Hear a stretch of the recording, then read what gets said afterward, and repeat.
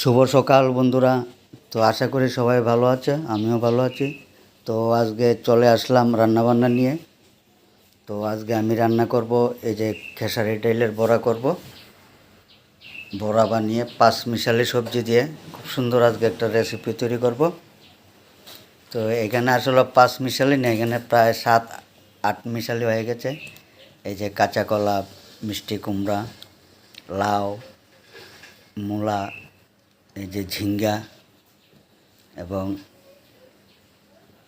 আলু, পটল এগুলোকে আলাদা করে ভেজে তারপরে আমি পাঁচমিশালি ডালের বড়া দিয়ে সবজি তৈরি করব।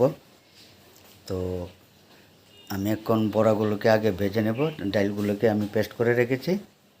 তো সঙ্গে থাকুন, আমি এখন বড়াগুলো ভেজে নেব।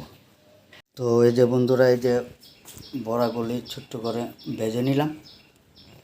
আর এই যে আলু, পটল এগুলোকে হালকা করে ভেজে নিয়েছি। তো চলে আসলাম রান্নায়। এদিকে কড়াই গরম হয়ে গেছে। তো এখানে দিয়ে দেব পাঁচফোড়ন, দিয়ে দেব শুকনো মরিচ, দুটো তেজপাতা আছে। এখানে যে আদা কাঁচামরিচ মোটামুটি ভাজা হয়ে গেছে। এবার দিয়ে দেব এই যে টমেটো কুচি করে রেখেছি।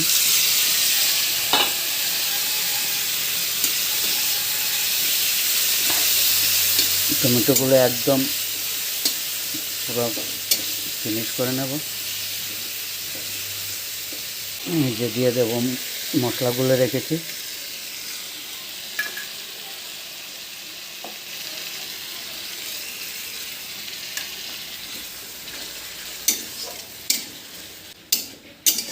মশলাগুলো ভালো করে কষিয়ে তারপর যেগুলি দিয়ে দেব।